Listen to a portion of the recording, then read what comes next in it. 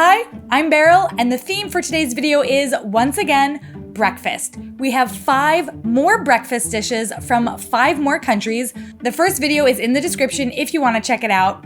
Let's get started because these are very exciting.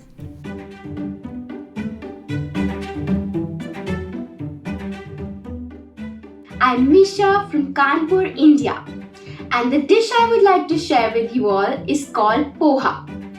Poha in English translates to flattened rice, which is the main ingredient of this recipe. And unlike many other Indian recipes, Poha does not require a lot of spices to make. It gets its yellow color from the turmeric added. I like to top my Poha off with some roasted peanuts, chopped coriander, and the juice of half a lemon. I love how quick and easy it is to make. It tastes refreshing and the peanuts add a beautiful texture to it.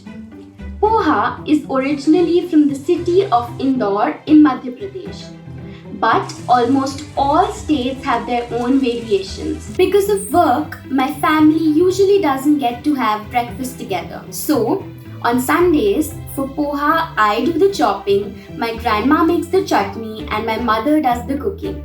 Making it and eating it together is what makes the dish so much more special.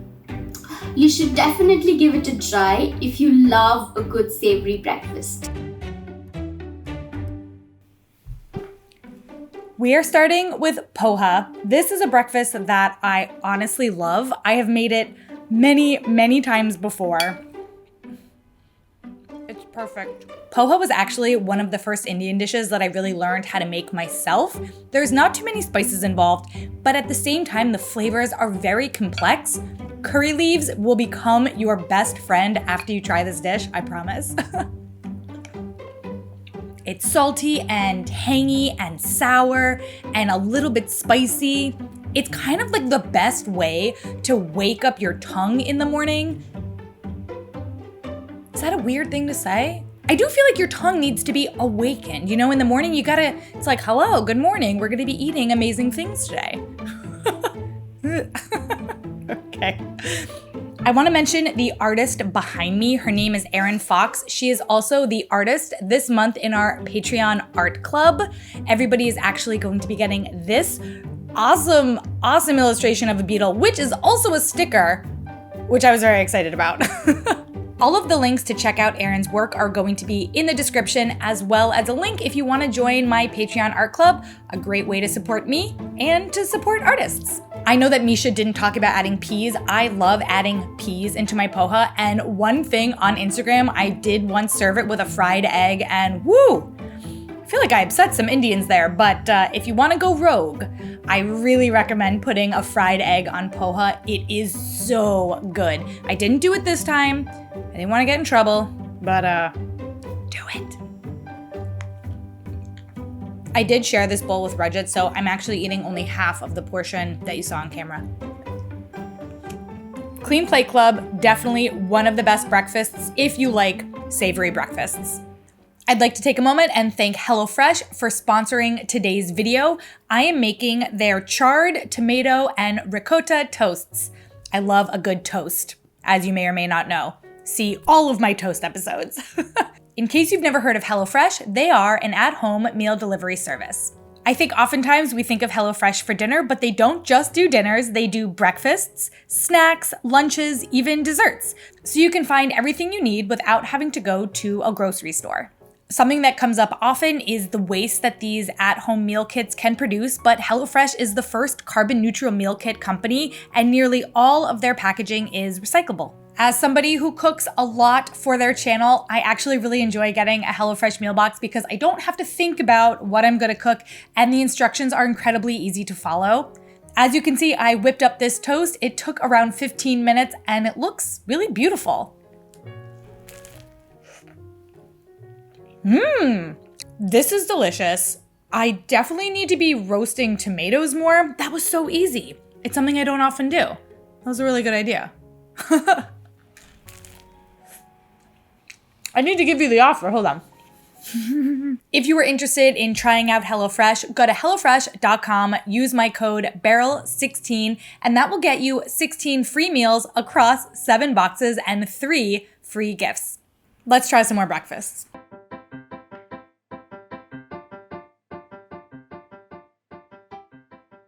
Hi everyone, my name is Maxine.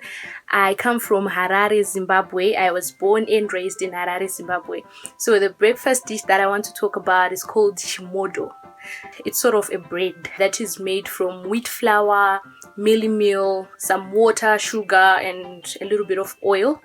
Chimodho became very popular in Zimbabwe back in 2008 because there was hyperinflation in Zimbabwe and there was basically a shortage of basic goods, especially bread. So if you wanted bread, you had to wait in a very long queue and you were not even sure if you were going to get bread. So we resorted to Chimodho because it's basically a form of bread. It's actually more filling than bread itself, so it's a very popular dish in Zimbabwe. But basically now people just make Chimodho just to enjoy the dish because it's a very heartwarming dish and it's very tasty as well. My favorite part of Chimodho is the crusted edges that is on the outside of the bread. My favorite memory about Chimodho is in 2008.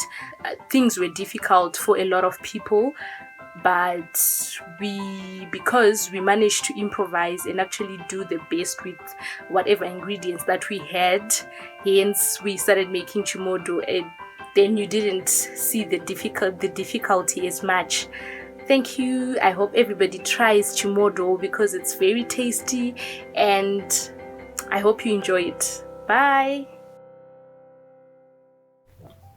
Okay, this is our first dish from Zimbabwe. Thank you so much, Maxine, for submitting. This was an incredibly simple bread dish to make, and I'm very excited to try it.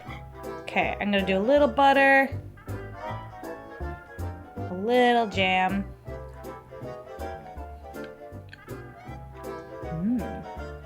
This tastes very similar to American-style cornbread. I feel like the cake, the bread, it's a lot softer and spongier than at least American cornbread that I've made. And it's also a bit sweeter. The sweetness, I think, in this is definitely coming from sugar, whereas, well, I don't know, it just tastes sweeter. I guess I put jam on it. If you look at the recipe that I use, which is in the description, it will say to use mealie meal. I went to my local African grocery store and the man who worked there said that I could use any type of cornmeal because he didn't have mealie meal. As many of you know, I have a lot of different flours in my house, and I had American style cornmeal, but I also had masarepa, and I decided to use that one just because it's a lot finer of a ground of the cornmeal, and I really, really do like the texture of this. I will say the cake is definitely a little bit dry. I wish that I had a beverage with me, but it's like I'm sitting here already, I'm comfortable. Oh, look at this shirt. This has nothing to do with a beverage, but I'm just excited by it. Droids! I found it at the thrift store in the little boys section. If anyone was wondering my size, the size I am is little boy. What I love about this is made with ingredients that almost anybody in the world has, and this would be a really great opportunity to try cooking from a culture outside of your own with something that might still be quite familiar. So if you've never cooked the cuisine from Zimbabwe, much like myself, I would recommend starting with Chimodho because it's simple and it's delicious.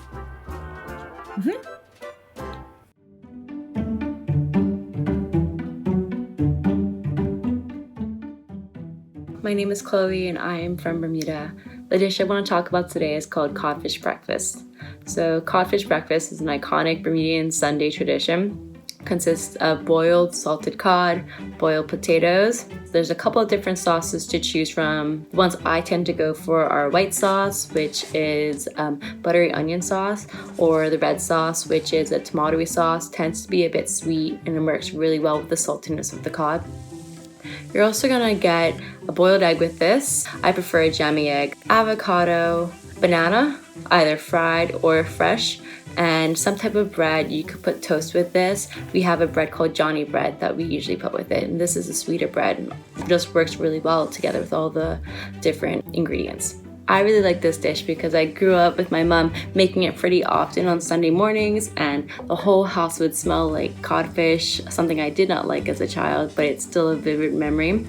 I didn't start eating this dish until my early 20s, and now it's become a really nice tradition to have with my mom. Every couple of weeks we'll go get Sunday breakfast and go sit at the beach and have this together. It's a really light breakfast. It's really wholesome, simple ingredients that work well together, and it's pretty unique. And to plug Bermuda, if you're on the east coast of America, we are literally a 2-hour flight, so fly over, come have codfish breakfast with me. This whole breakfast looks so beautiful. I love colorful meals. Woo!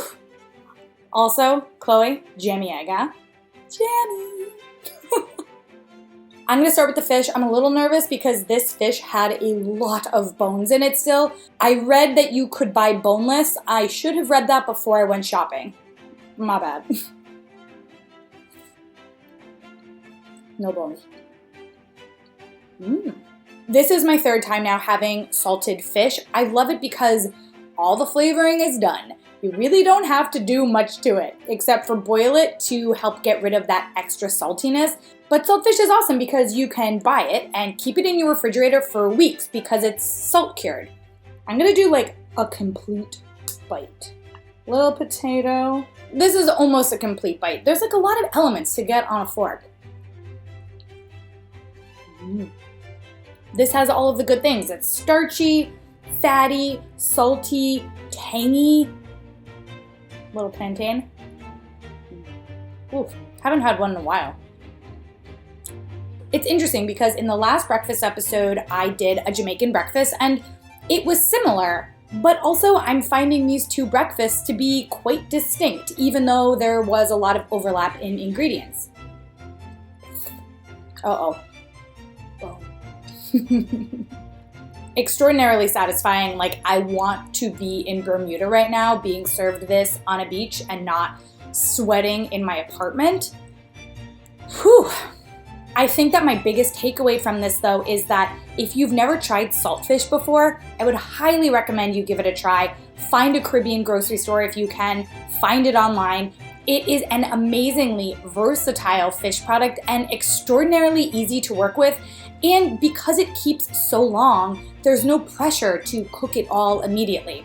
I'm leaving a link in the description to the 2 other recipes that I used it in case you do want to try it, and a link to an online grocery store, at least that delivers here in the US. If you are interested in trying saltfish, I recommend it. Did I say that already? I guess I did. Whatever.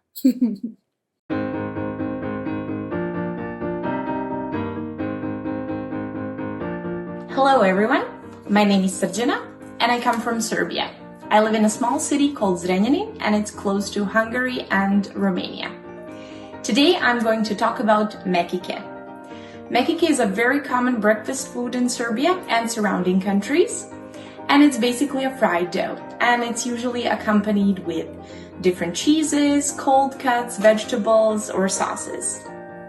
I really enjoy eating mekike, and I used to eat them a lot, especially when I was younger, since my mom makes them really good. There are the slight differences depending on the region, but it's a really common food here, and people really enjoy eating it. I have really good memories eating mekike when growing up, especially with my mom and my grandma on my mom's side, since they used to make it for breakfast a lot, especially on the weekend.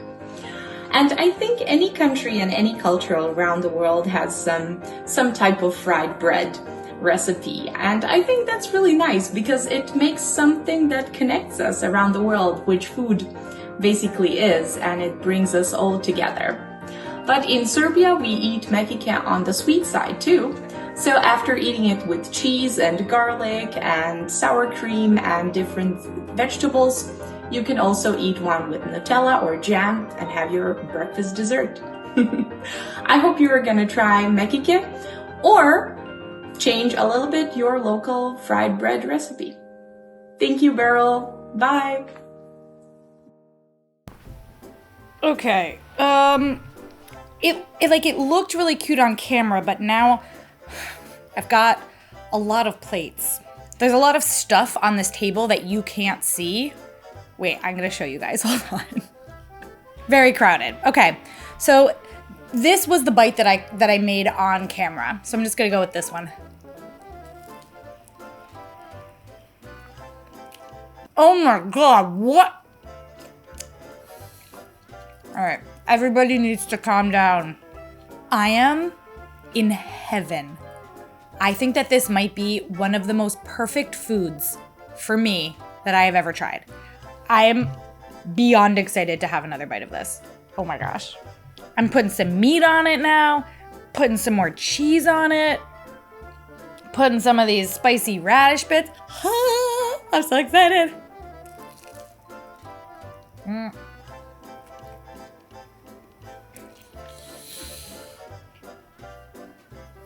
I'm trying to understand why I'm having the emotional reaction that I'm having. I cooked this bread perfectly. I have been using that deep fryer for a while now, and I feel like I'm finally coming into my own with it, and the bread is just perfect. The garlic yogurt mixed with fried bread and the soft brie cheese, it's like pickles for breakfast. Love that. This bread, although fried in oil, it's really not that greasy. It's very spongy. I actually let it rise in my closet because I needed a warm place for it to proof, and my closet actually smells like yeast now, which is interesting. I feel like what this really comes down to is that my favorite food, and I'm saying food as a singular, is meat and cheese and bread. When I got married and we were talking about what we were supposed to be serving at my American wedding, I was like, let's just have a meat, cheese, and bread table. Like, who's gonna be disappointed there?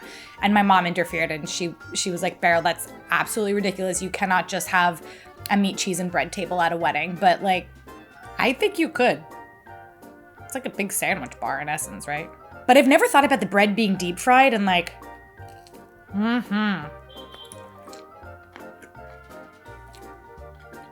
This breakfast was not difficult to make, but it took a lot of time. I would never imagine being like, good morning, everybody. I'm gonna go into the kitchen, make some dough, let it rise, deep fry it, and then cut up a bunch of bread and cheese. You know, I don't see that happening. What I do see happening though is this is the type of dish that I might make for people when they come over because I want to impress them and I want them to try something super awesome.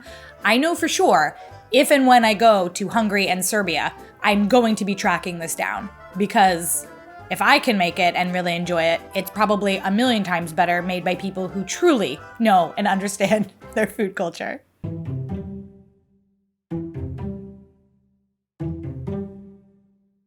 Hello, my name is Alvaro. I live in Punta Arenas, Chile. It's a very small city in the very, very south of Chile. Today, I'm going to be talking about Choripan and leche con plátano, which is a very traditional breakfast here in Punta Arenas.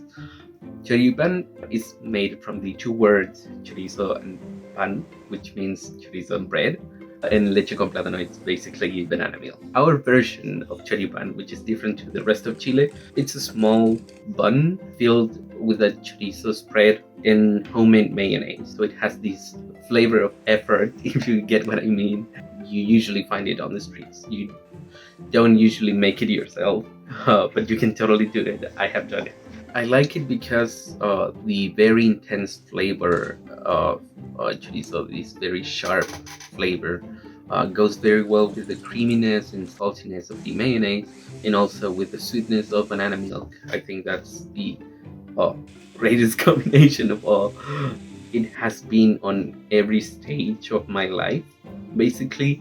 Like when I was a kid, I used to go with my grandpa, and when I was a teen, I used to go with my friends. So I think it's very kind of important in my development. I think people should try it because it's kind of easy to make, but also this combination of flavors is very comforting, I guess. The warm sandwich with the cold milk.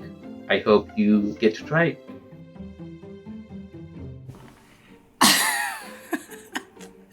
That was so much work. And I feel like it doesn't look like that much work. I'm trying this immediately.